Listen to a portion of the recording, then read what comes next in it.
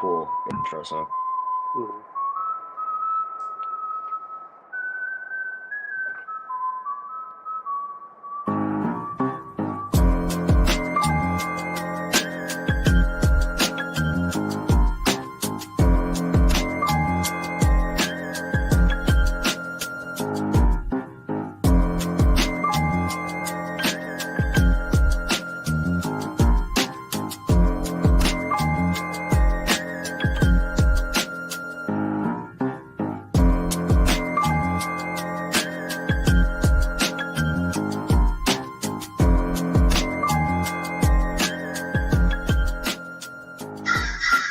Don't forget, it ain't the first 48 with 60 minutes.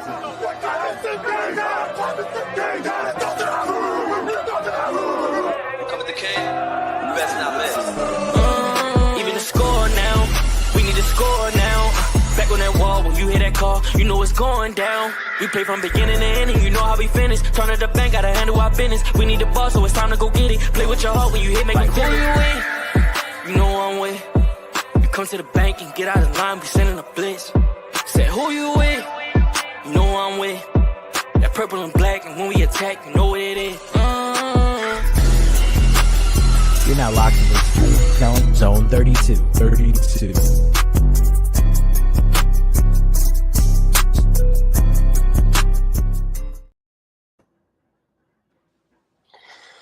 What's going on, everyone? Welcome to another edition of the Zone 32 podcast. Yes, we are still live, but only a partial crew tonight. You got Drew, you got our special guest, Tom, and then you got me, BT. And unfortunately, we are missing a handful of folks. Jake is still getting electrocuted. I'll do a quick rundown of where everybody is. Grant's out celebrating his senior citizen championship league. Apparently won. Best 60U team in Virginia, apparently. So good for Grant. Jake's probably dead or in jail. I just assume that anytime Jake doesn't show up to the podcast, he's dead or in jail. And, Will had sent me a whole statement about why he's not here. I'm going to spare his emotions and not read the whole thing. But basically, Will is boycotting social media and the podcast until Caitlin Clark comes back. If everybody knows, Will's the biggest WNBA fan on the podcast. Is very upset by the way she's been treated by her fellow players. And now she's injured, so he's just devastated and can't be seen in front of a camera. So, he did get a slight win with his favorite musical artist, Taylor Swift, getting her music catalog back, but, it wasn't enough to push him over the edge. So he'll be back when Caitlin Clark's back, I'm sure. But, I guess thoughts out to Will while he recovers from his, WNBA addiction. Thoughts and prayers. Yeah. There's going to be like 10 people that actually believe that, and it's going to be great that they're going to go look for Will's Twitter and be like, oh my God, he actually deactivated because Caitlin Clark. Not WNBA related that he's not here, but I feel like I should just, make fun of him while he's not here and can't fight back. Absolutely. Yep. Yeah, all right, usually when Jake dies, it's because he was licking his finger again and sticking it in the light sockets. Yeah, and Jake's also a California guy, so his time is all fucked up. But so we're joined by a local radio star, BT. I don't know if you know, but Tommy's on a very successful morning show in Providence, most listened to in the area. So, thank you. That's a very nice intro after a very solemn intro for the rest of you co-hosts. So thank you very much for having me. I'm a Giants fan, so the Ravens ruined my childhood.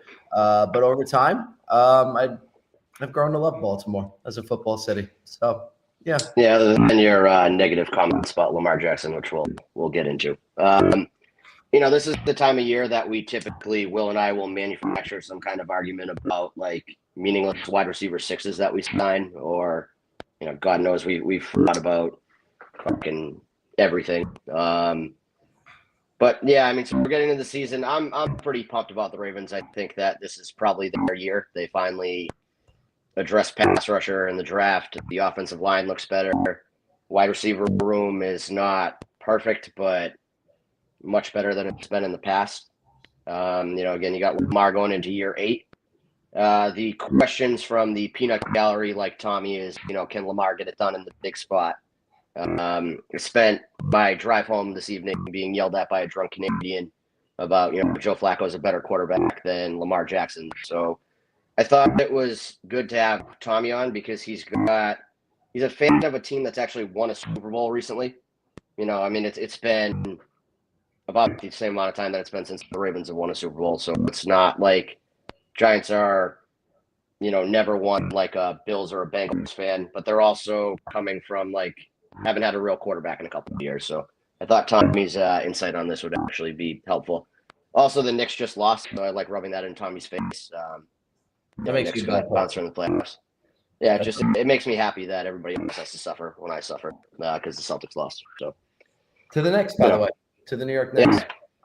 Shit happens when you lose your best player to a torn Achilles and can't hit a 3-pointer for 2 straight games. You're going to lose. Drew, real quick, sounds like your shit's fucking up again as far as your mute, because every time you talk, there's a dun, dun, dun, dun. I think you guys just make this up to fuck with me, to be honest. No, I heard it. I'm like, oh, he's got like some horror movie sound effect on him right now. This is a weekly occurrence, Tommy. How do I sound now? You sound better now. You sound better. Because here's the thing. When I first came on, I didn't hear it, right? Then I heard the really cool intro, great intro, love the intro. And then you started talking, and then all of a sudden you turned into a universal monster.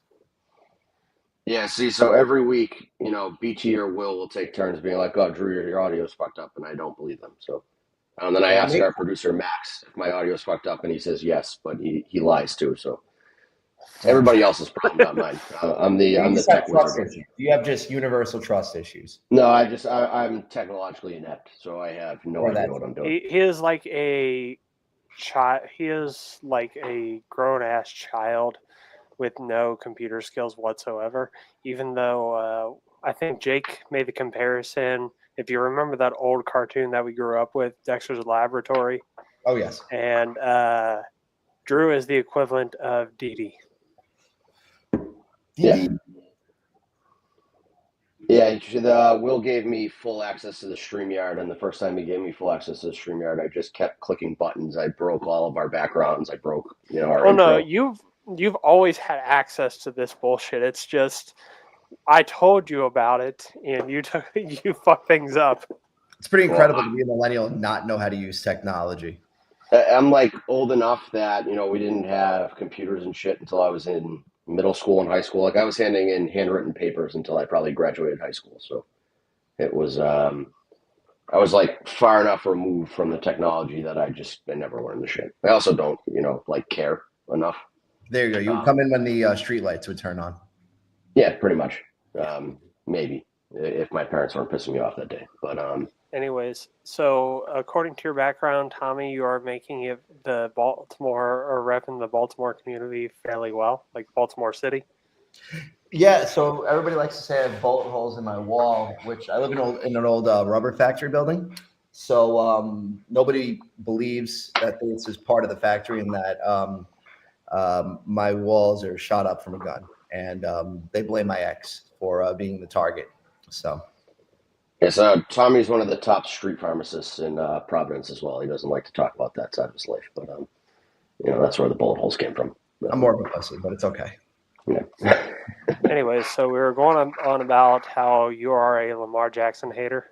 I'm not really a Lamar Jackson hater because Lamar Jackson should be a New York Giant right now. If I had any competent ownership, which the Giants have never had real great ownership, sort of just got lucky with having Eli fall into our laps. And then winning 2 improbable Super Bowls.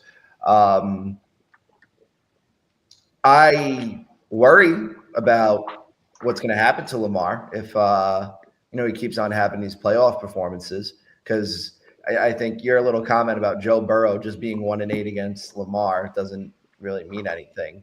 Because Joe Burrow's been to a Super Bowl.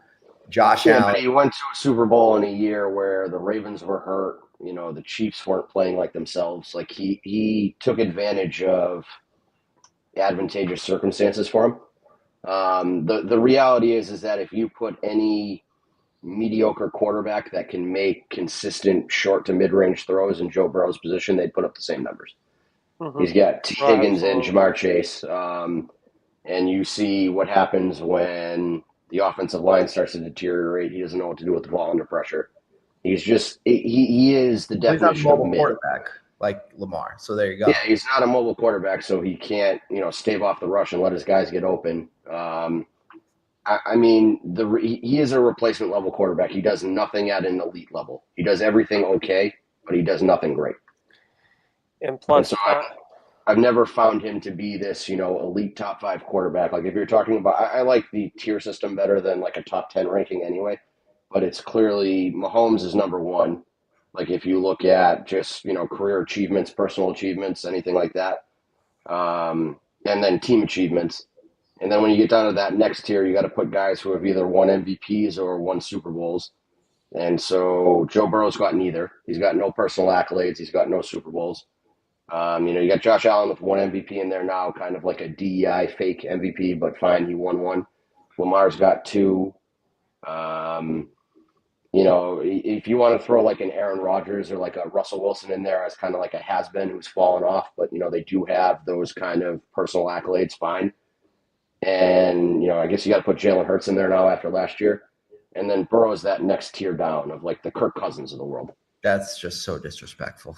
I mean, but where am I wrong? I use the Kirk Cousins argument all the time because if you look at Kirk Cousins' career and you look at his stats that he's compiled, you're like, if you didn't put a name on it and you just showed somebody his numbers, he throws for 4,500 yards and 30 touchdowns every year and under 10 interceptions, you're like, oh, wow, it's a pretty solid quarterback. Then you're like, oh, it's fucking Kirk Cousins. He sucks.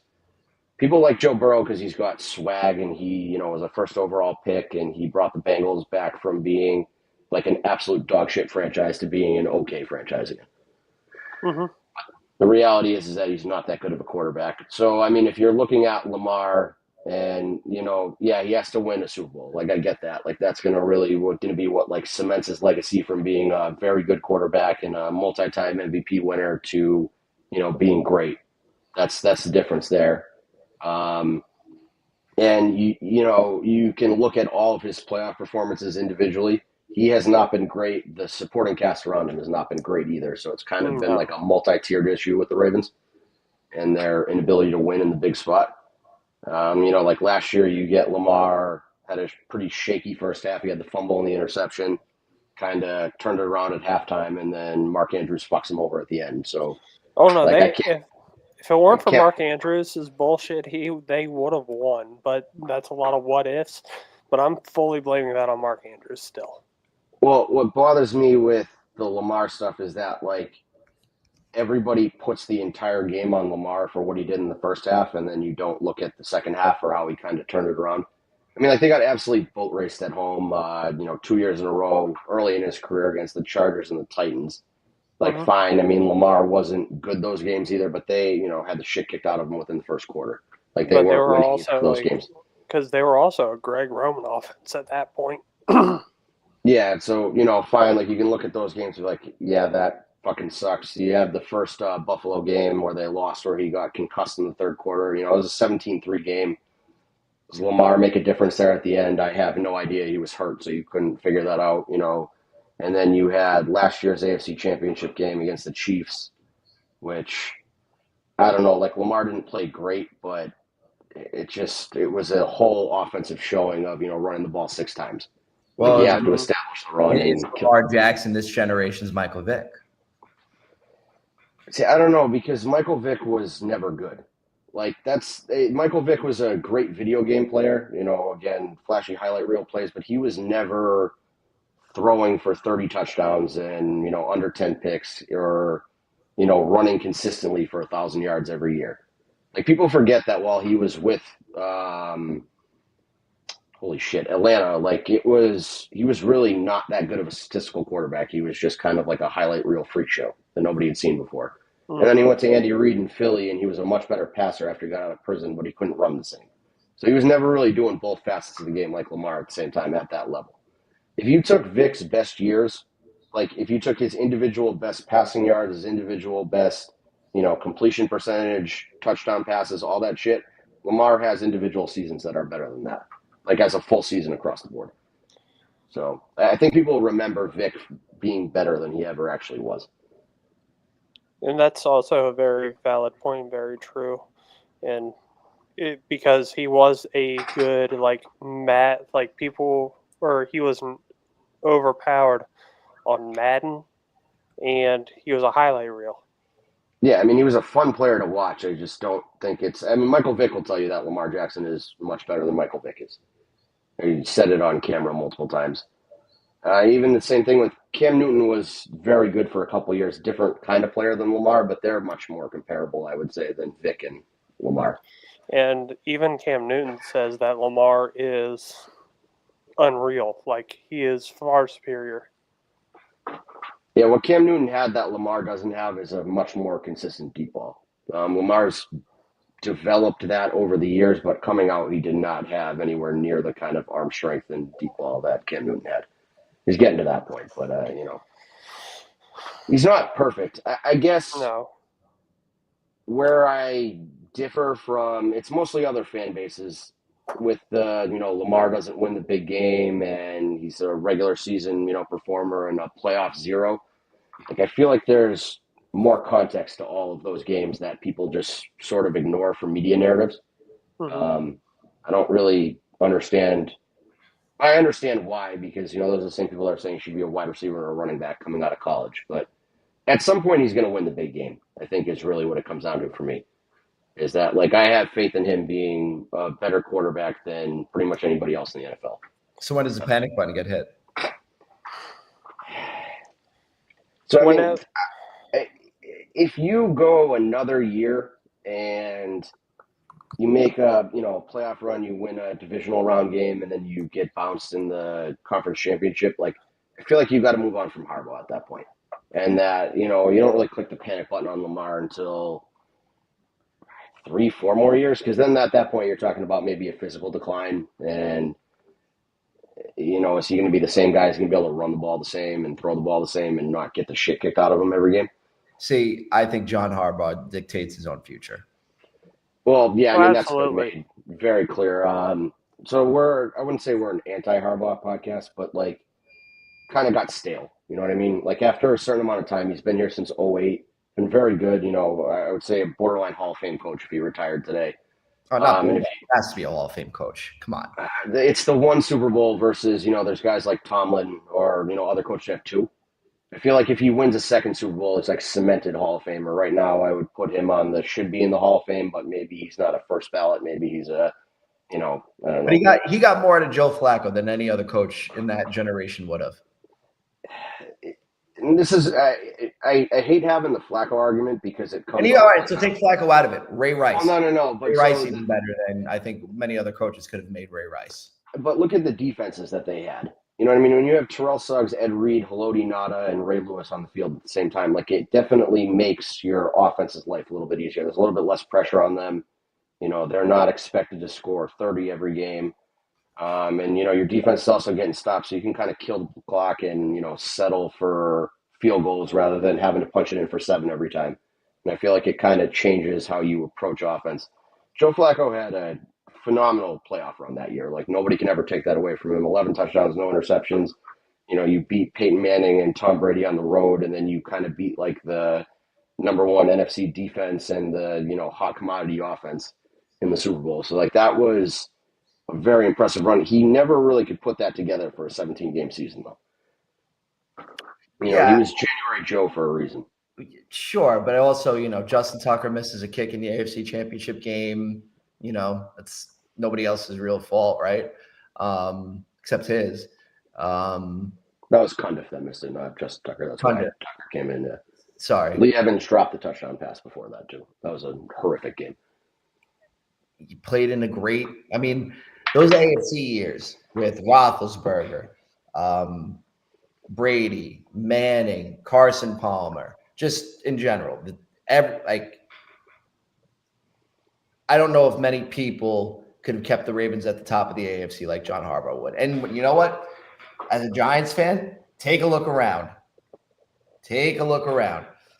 So at some point for the Giants, jealous of watching. That's why maybe I like the Ravens, because I'm jealous. So at some point, Coughlin got stale for you guys, I would say, and stopped being able to kind of relate to the team that you had.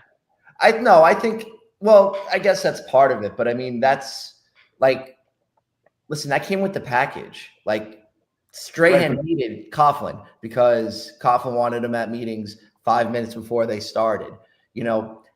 I like the general. I like the guy that's gonna, I'm the man. At the end of the day, everything falls on me, and I got to lead these fucking 48 whatever guys. Like, that was the best time to be a Giants fan.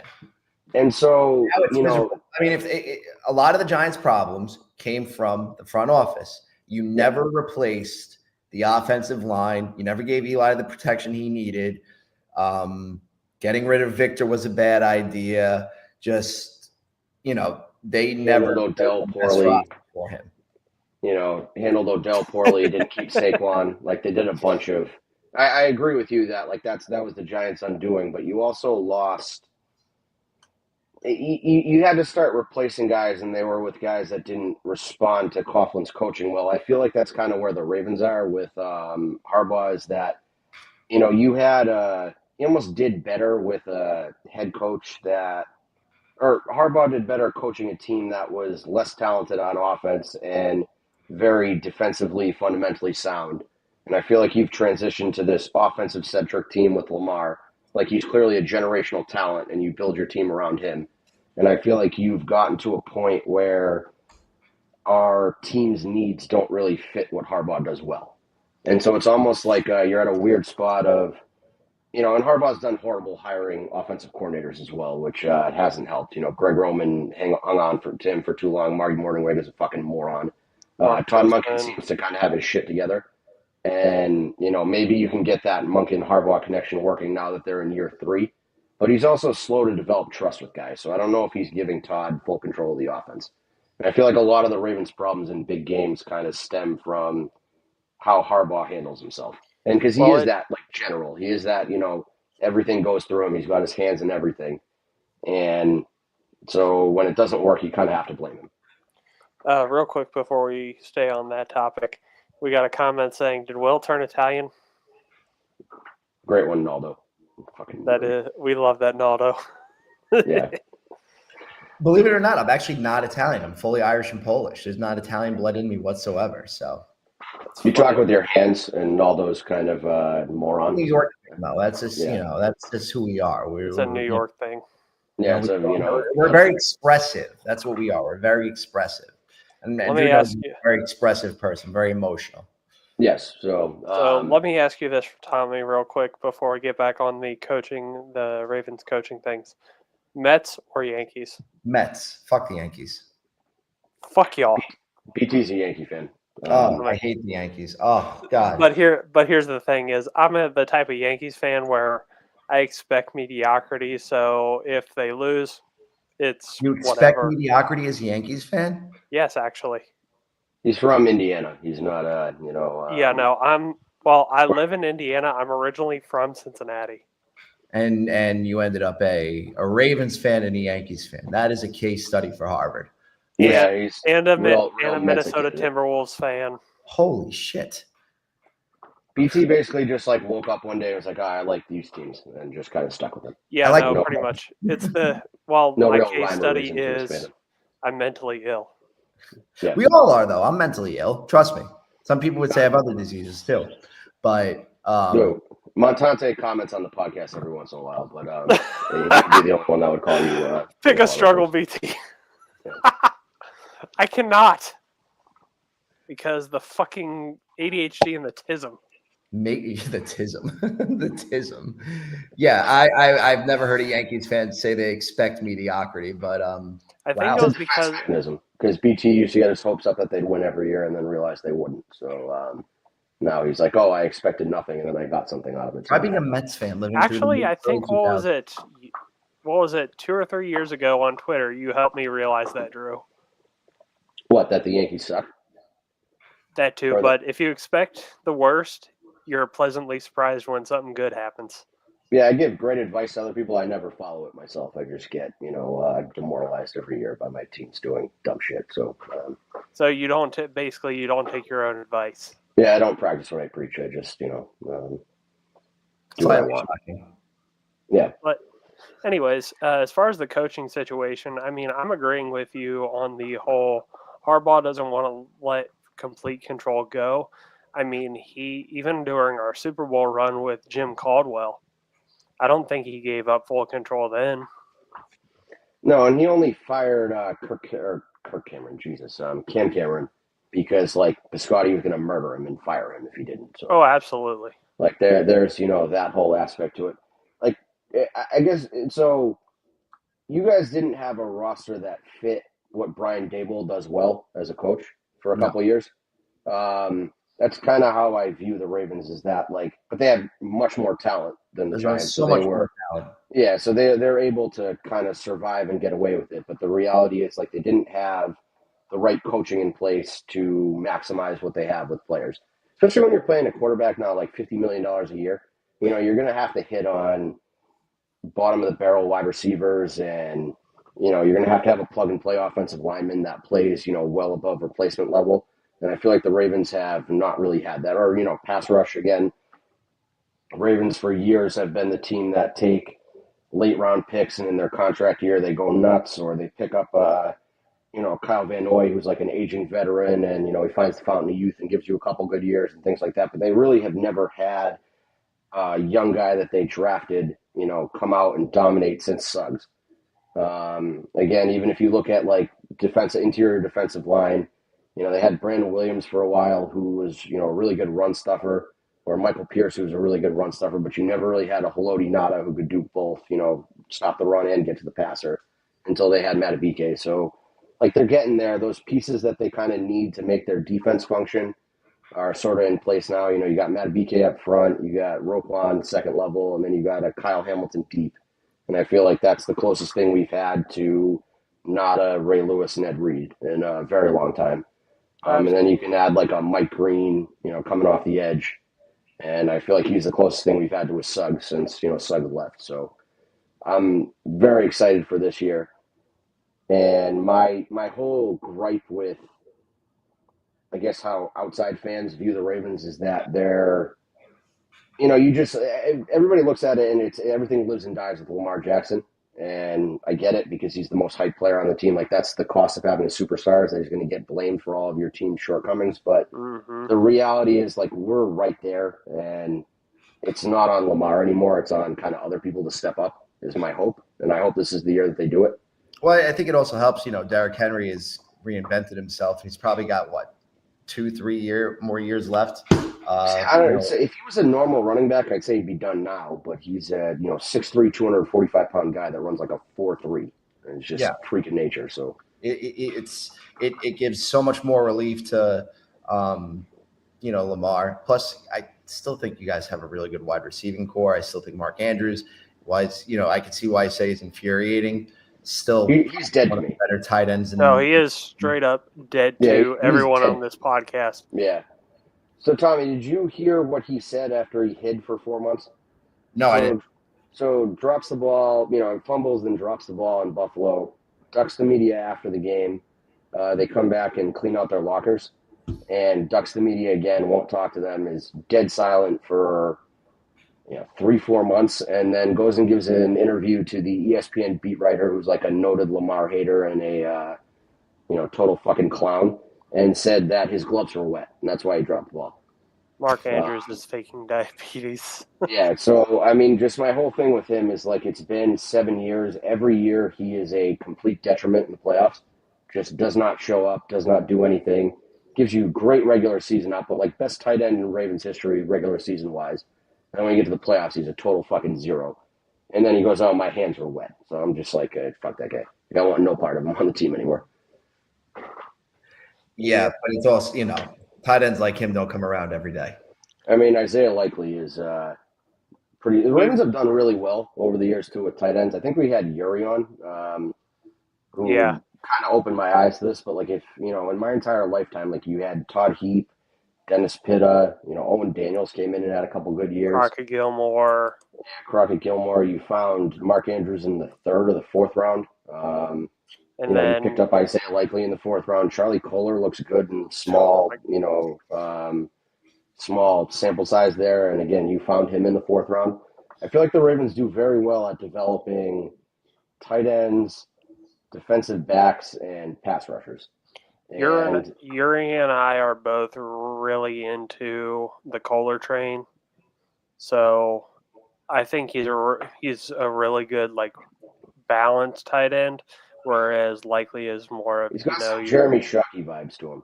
That he's kind of got that size and like knows how to use his body to kind of keep the ball away from defenders and get himself open. Mm-hmm. But again, it's been very small and limited sample sizes. Like I have no idea if you can do that over a 17-game season. But if you're expecting him to be your tight end 2 with Isaiah Likely, I think we're in good shape there. Oh, absolutely. Then you could fire him son and get him off the team. That would be my. I feel like it was like Nick Boyle and Max Williams year together. Yeah, so I mean, Charlie Kohler is what they wanted Nick Boyle to be in terms of a blocker, but then he can also catch the ball because Nick Boyle couldn't catch the fucking ball. No, he was a great blocker. Yeah. So, first 6 weeks of the season, do you feel like this is a team that's top of the AFC North? If they make it through the first 6 weeks of the season at 4-2 or 3-3, I'll be pretty happy with it. Early in the year, the Ravens are always going to have Cleveland, Detroit, Kansas City, Houston, Los Angeles. That's crazy. Yeah, no, that's going to be tough as fuck. Away with that, 3-3, then I feel like you're set up for an easier stretch, at the end of the year. But also, like the Ravens early in the year are going to lose one game that they shouldn't. That's just what they do. It's every fucking year. They show up like if they lose to the Browns week 2, I wouldn't be stunned because that's just something stupid that they do every season. Is that they beat the Chiefs week 1, everybody's like, or Bills week 1, everybody's fucking riding high on them, and then all of a sudden they're just gonna like lay an egg against the Browns. That's a typical Harbaugh loss. It's like annoying shit that we've come to expect. And so if they make it through the beginning of the year healthy and 3-3 or 4-2, then I like their odds to be the number 1 seed in the AFC. Reality is, to me, I don't particularly care how the regular season goes. Just get to the playoffs at this point. Kind of feels like 4-2. If you're not 4-2 with 4 out of 6 of these games at home, then that should be a disappointment. Yeah, them being at home is helpful, but also I don't think the rest of the AFC North is as good as people make it out to be. Steelers still don't have a quarterback. It's not like it used to be. It's a 2-team division. It's the Bengals. It's the Ravens. And even the Bengals, like they don't have much past Burrow and their 2 wide receivers. I mean, they've lost a ton of talent on defense. Their offensive line is like mediocre at best, even when it's playing well. Their defensive line, if Trey Hendrickson doesn't come back, they're totally fucked there. They have nobody to get to the passer. So, like, they're the kind of team that's going to score 40 points a game, but they're going to give up 50 points a game.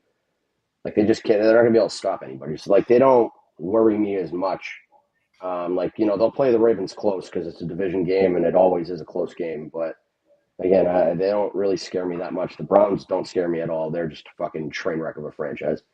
I mean, you guys dodged a bullet with taking Jackson Dart instead of Shedeur Sanders. I thought I would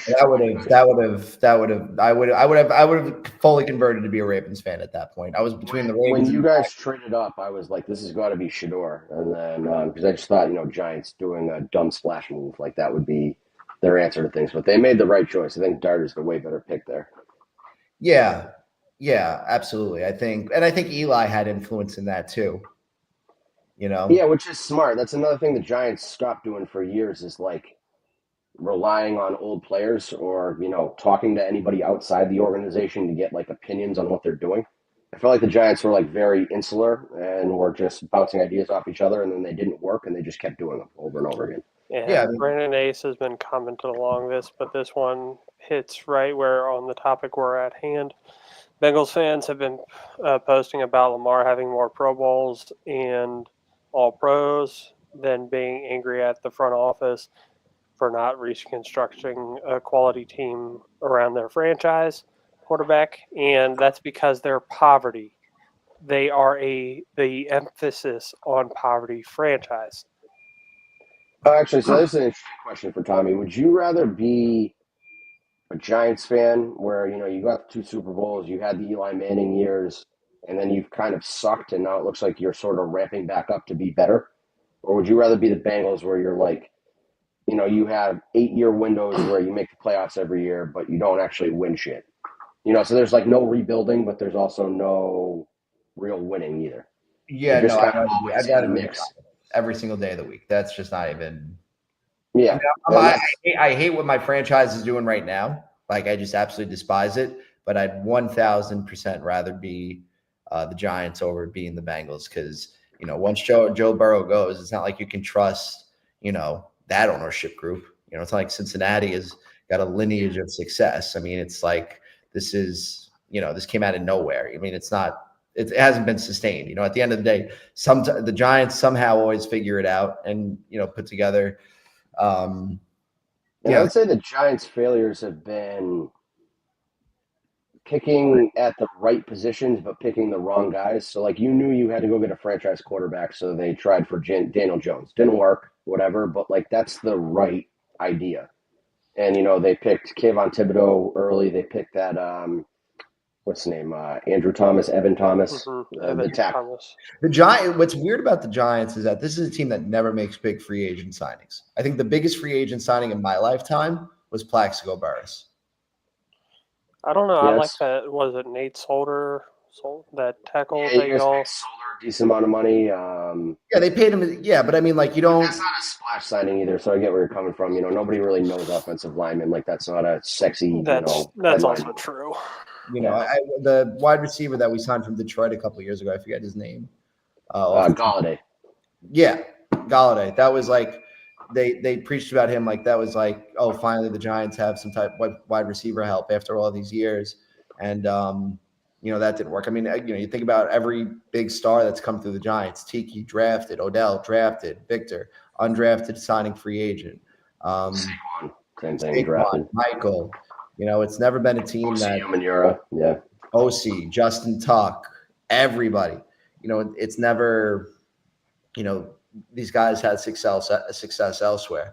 So, I mean, there's good minds up there, but I mean, there's also there's just been a lot of mediocrity since what it is. They've never given Eli. They never did replace the offensive line. It's been a problem since the last Super Bowl run.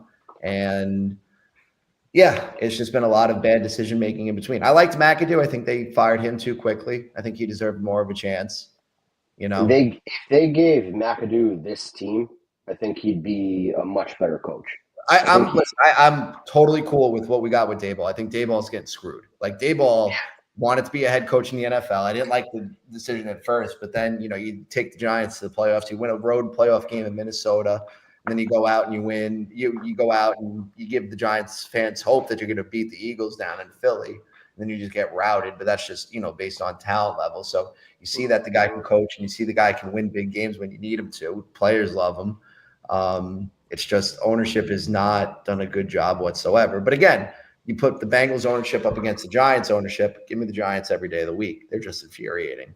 Yeah, they're like, the Giants are like right there. Like, they're trying to take the right steps to build, and they just don't ever seem to pick the right guy. But at least you can follow the logic. You know what I mean? It's not like just doing dumb shit like giving 3 players, half your salary cap.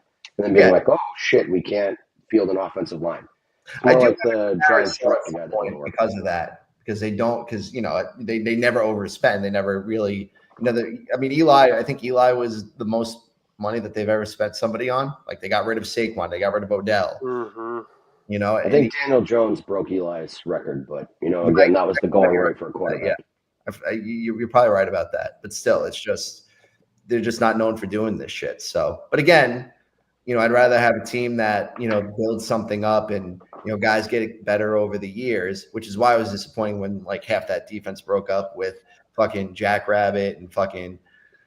Thibodeau went down, but like Drew is saying, I mean, at least they're consistent on getting the right positions that they need. It's just they're bad at picking who's right for the position. And they know everybody knows what this team needs to be successful. And, like you said, decision making in that sense, the last several years, especially, they're just. You had the chance to go out and get Russell Wilson 5 years ago. Now he's finally a Giant. Russell Wilson should have been a Giant back in 2018, 2019. So, Yeah, the first time he moved before he went to the Broncos, he should have gone to the Giants instead. Like that was a move the Giants needed to go make. Oh, absolutely. Yeah, and so now you have him way past his prime, but can you get 6 good weeks out of Russell Wilson while Jackson Dart kind of learns the offense and gets his feet wet, and then he comes in and does something for you? Maybe. Yeah, I'm not expecting much. Our schedule is fucking bullshit. It's gonna suck this year. Well, you guys are in a tough division anyway. Tough division. Listen, we're probably the worst team in the division by far. I mean, I think Washington's going to kill it. I love Jaden Daniels. It makes me sick that they didn't get Jaden Daniels, but But honestly, Jackson Dart is really a solid pick for y'all. Yeah, no, Jackson Dart's it's solid, this year. But when you go back to last year and you see the fucking Joe Shane's kid saying, "No, go get Jaden Daniels." It's just like, you don't get him, and he doesn't do it. It just makes you sick as a fan. But yeah, hopefully they figure it out. I mean, it's just it's so weird being a Giants fan right now. Like, the fan base is weird. Like, I kill for what you guys have down there in Baltimore. I'd kill for it because there's no like, it doesn't feel like it feels like Giants fans are just very passe. Like, there's no real pressure anymore. Coughlin I remember just like the Giants being the most important thing in the city, after, in the mid 2000s, but like after that second Super Bowl win, after, Eli gets booted out, there wasn't really, nobody gave a shit. Yeah. No urgency to win again. There was no urgency to win again. And getting rid of Eli without any backup plan was always mind-boggling to me. Well, and that was the thing with Eli is that they waited too long to realize that he probably didn't have it anymore. That they had to start. They never did him any favors. They never did the guy any favors. Yeah, they never looked to extend his career, and they never looked to replace him with somebody who didn't need their career extended. Eli should have played longer than he finished out, for sure. Well, I mean, he was getting his, like you said, they never did anything with the offensive line. He was getting his fucking teeth kicked in the entire time. Yeah, which I can't blame him for retiring at that point. Like, what was he, 37, 38? Yeah. And you're just getting fucking murdered every weekend. Like, your body can't bounce back from that anymore. And granted, the guy barely ever missed games. So, he's getting the shit kicked out of him, and he's still going out there every week. But yeah, and the way you guys snapped his streak was fucking wild, too. Yeah, you're sitting today. Even with all that being said, like with his post-retirement commentary stuff, he's still like releasing burns after burns after burns. Oh yeah, he's he's the better he is the better Manning brother. He's the more entertaining Manning by far. Well, I mean, Peyton Manning is about as dull as they come. So yeah, absolutely. But Eli is. I like that Eli, I think, has influence on what the Giants are doing from a football operations standpoint. Because if that's the case, I think maybe there's a chance one day he goes into the front office, which I think would be good for everybody. I think they finally smartened up and were like, hey, we were really, we were good during these Eli years. Like, what changed? Like, let's, fucking talk to him and see what he thinks. Yeah. It's not like he had the best running backs. He had good enough running backs. He had a great offensive line. I think he had the most time in the pocket of any quarterback at one point in the league. I mean, if you look at that 07 and that 2011 Giants team, like, it was so simple how they beat the Patriots both years. It was they got pressure rushing 4, and they were able to protect Eli Manning for long enough to give him to, let him make the throws with just blocking 5. Yeah. And so that just makes football so much easier. I mean, that's why the Eagles won last year, is, again, they had an offensive line that could block 5 and, run the ball efficiently, and they could only rush 4 and get to the passer consistently. We've gotten to this point of NFL football where people get so hyper-focused on the skill positions and the wide receivers and the defensive backs, but the reality is football is simple enough. Can your 4 pass rushers beat the 5 blockers, and can your 5, offensive linemen hold for long enough for your quarterback to make a decent read? It kills me, but I would kill, and I hate to say this because I really hate the fucking Eagles, but if I wasn't a Giants fan, I would have so much fun watching the Eagles every week. You have one of the The more thing that I hate about Eagles fans is they're just dumb. Like, yeah, no, they don't deserve the 100% success they have. retarded. But the Eagles as an organization, from ownership down, Howie Roseman and everybody, Jeff Loria, like it is an enviable organization, completely. You know. Yeah, I mean, I hate Howie Roseman because our fans tend to suck him off and act like he's like God's gift to Earth. He might. I mean, here's what's made the Eagles just fascinating to me. They've never been bad in my life. I've never looked at the Eagles and go, you know, oh, they remind me of the Bengals, or they remind me of the Browns, or they're like the Bills or the Dolphins, or like, you know, a mediocre year for the Steelers. Like they are consistently, they've been since Michael Vick. I mean, since Donovan McNabb retired, they've even just going back to the Donovan McNabb years, pretty much for the last 25 years, they've been 1-2 in the NFC East. Like they're rarely ever bad. There's been years though where that dream team when they signed like Nnamdi Asamoah and all those fucking high priced free agents, and then they just fell flat on their face. Like they don't. There are years that they don't live up to the hype, and so to me, I'm always kind of like people will overlook those years and then praise Howie Roseman for signing like a Zach Bond or something like that, who ends up popping off and working out, and it's like. I don't know. Nobody seems to want to look at his flaws and his failures. You know, like they extended Carson Wentz, or they got lucky and traded Carson Wentz for 2 second-round picks. Like nobody should ever get enough 2 second-round picks for Carson Wentz. You never should have drafted Carson Wentz as early as you did. Nick Foles won you a Super Bowl, so it was very clear that Carson Wentz was not necessary to that team. You got handed A.J. Brown because the Titans ownership and general manager is fucking stupid. I mean, again, just no idea how to run a team. So like. They get gifted these players. Jalen Carter falls to them in the first round because he may or may not have like killed somebody with his car. That's how you. Oh no, Jalen Carter. Yeah, no. Yeah, Jalen Carter. No, it was hit somebody with his car and then drove away from the scene. Yep, that was right. Yep, that's everybody right. was afraid to draft him because they're like, oh, Georgia moron that commits crimes behind the wheel of the car. But again, that guy was a difference maker in the Super Bowl. Yep. Yeah, they got, they always seem to find edge rushers that just understand, beat the guy in front of you and get to the quarterback. None of the flashy shit, just, tackle the quarterback, which I wish like our, Odafe Owe caliber guys would do that. But for whatever reason, the Eagles seem to get the guys who like understand how to play football. Yeah. It is infuriating to watch.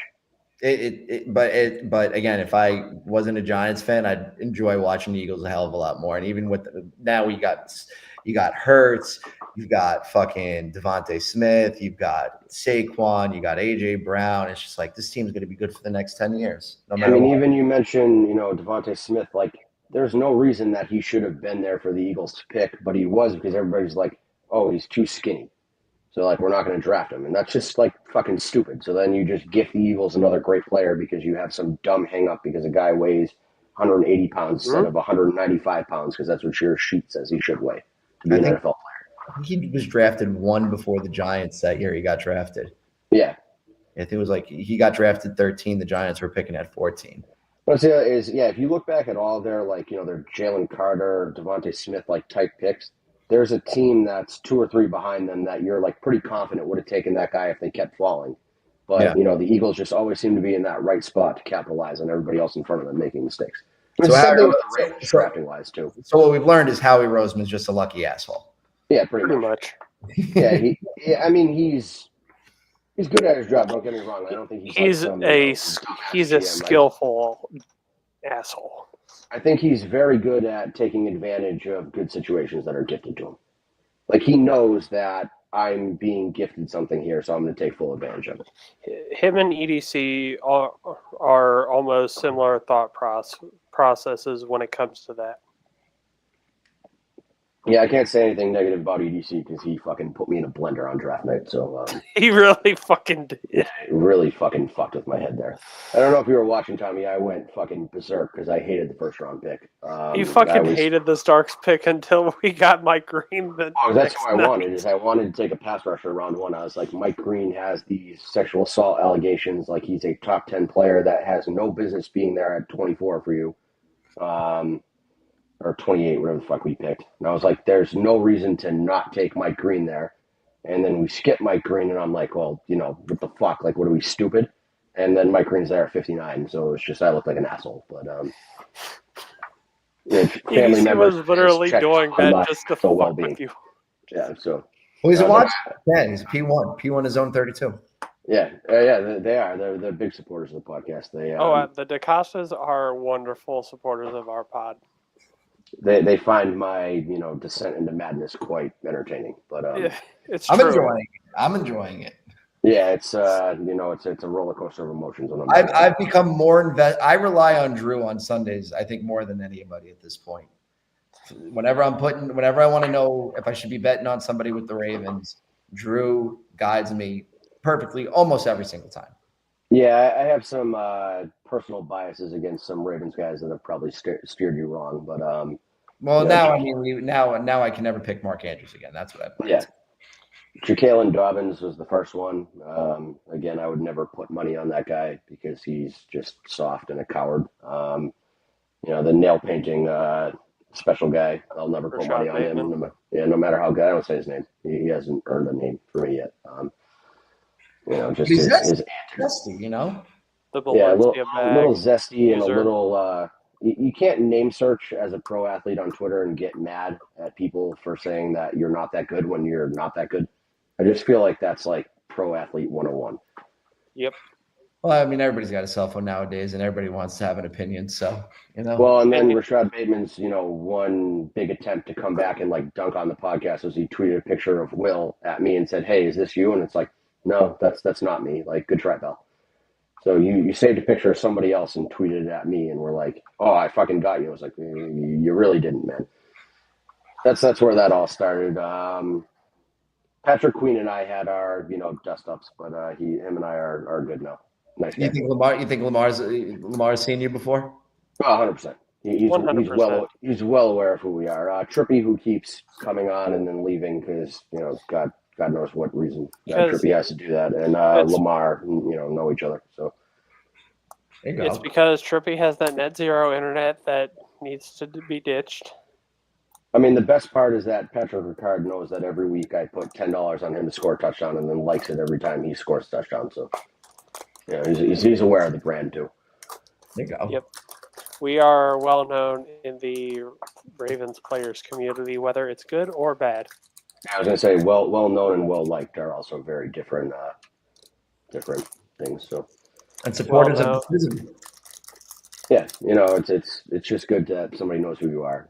Whether they like you or not is a whole different. It's always good to be known. Yeah, we're getting up on that hour here, BT. Did we miss any important news? I feel like it's just been training camp. I'm going to go through the comments real quick. Looks like Brandon Ace had a thing about the Tyreek Hill rumors and that apparently Ravens fans are okay with letting Lindy and Hamilton walk. You don't want Tyreek. Would you want Here's the Tyreek argument in a nutshell. If the Dolphins are coming to you and offering you Tyreek Hill for next to nothing, it's a mid-round pick or whatever, and you can make the money work, then absolutely. Like, there's no such thing as having too many weapons on offense. The reality of that is that I don't think that you can make a trade work compensation and financial-wise. I just don't think that, like, the Ravens are going to be the team that offer the best pick or offer the easiest route for the Dolphins to get rid of his contract and not eat a ton of dead money. So I don't think it's realistic that Tyreek comes here, but if it's something that could work, then fuck yeah, do it. And I think, Brian McFarland, the Ravens salary cap guy, even went into like that whole detailed contract structure. And I mean, I think to get Tyreek Hill here, you'd have to sign him to some kind of extension and rework his money, which, again, very doable. But if you're the Dolphins and you just want to shed cap and the Ravens offer you a third-round pick and, some shit team offers you a third-round pick, like, you're going to take the other team's third-round pick because it's going to be better than the Ravens and they probably don't need to rework his contract. See, the thing that would give me, obviously Tyreek's the best wide receiver in the league. There's no debating that. Justin Jefferson and CeeDee Lamb exist, but I get what you're saying, that he's, right up there with them. Yeah, sure. How it happens past the top three, it's you can throw numbers out all day, but if he's not getting along with McDaniel and he doesn't like Tua, I can't see a situation where he comes into a team where there's really never any controversy.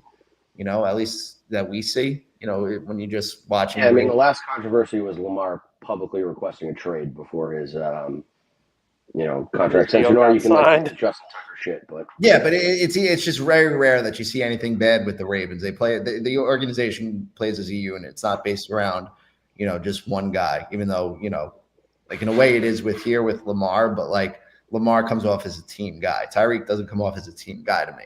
And the second, so can you harness Tyreek for a year and a half, 2 years, and sell him on the idea of winning a championship is really what it boils down to. Yeah. Kind of like how we sold Odell. Yeah, I mean that didn't work out too well. That was the Kardashians' fault, but whatever it is. What it is. We still blame the Kardashians. Yeah, it was 100%. Or maybe Diddy. You never know. Maybe Diddy. It could have been Diddy too. Yeah, we didn't know about. Well, we knew about that at the time, but it wasn't really official. So yeah, we were at that time. I think it was part of the many conspiracy theories that Jake put out. Yeah. Yeah, Jake and Montante would get along very well. They have a lot of similar thoughts on the government being out to get you and things like that. So, as far as the other comment, Dafe Owe looking a lot bigger, and chances he's probably going to have a breakout year. Probably end up with he's in a contract year. Yeah, he's in a contract year. If he's ever going to pop off and have 15 sacks, it's this year, and I'm absolutely not paying him after the year too. So. No, absolutely not. Because I mean, it's happened how many times so far? Like Jerry Smith, Judon, all those guys fucking pop off in their contract year and then they go elsewhere. That's like Kayvon Thibodeau for the Giants. Like now that you have Burns, Abdul Carter, and you have Kayvon Thibodeau on his last year of his contract, it would just make perfect sense that he gets 15 sacks this year and makes $100 million elsewhere. Absolutely, because that's how it works. That's 100%. But in an ideal world, you keep Kayvon and you keep because I mean, essentially, it'd be like having OC at his prime and Justin Tuck at his prime. Mm-hmm. You keep them for this year. You hope you get the most out of them, and it helps the team win games. And then you take the comp pick in a couple of years. Yeah. Which is I'm sure the route they're going to go with Owe. If they sign Owe to a $20+ million a year contract, I may have some more words for our general manager, but.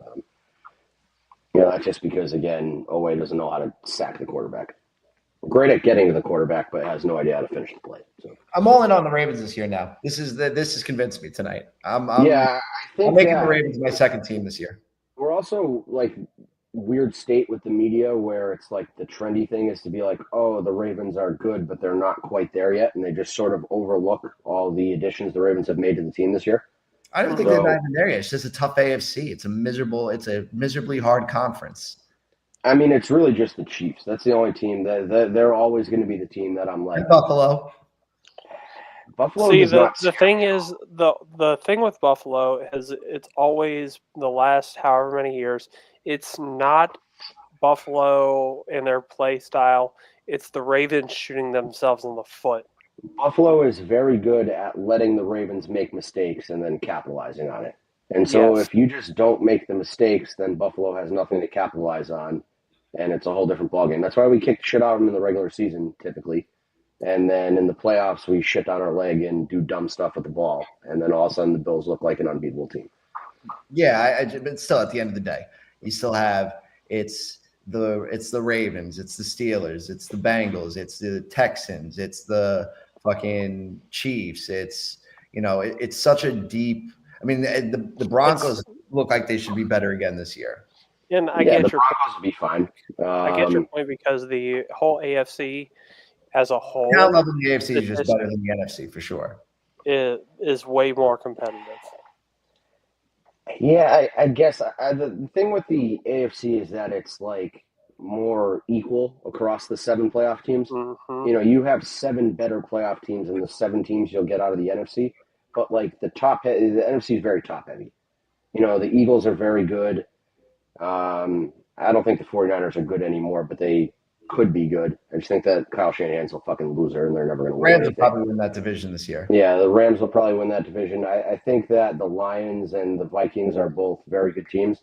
I don't trust either one of them in a big spot because they've just proven that they're incapable of winning big games. But again, a ton of talent there.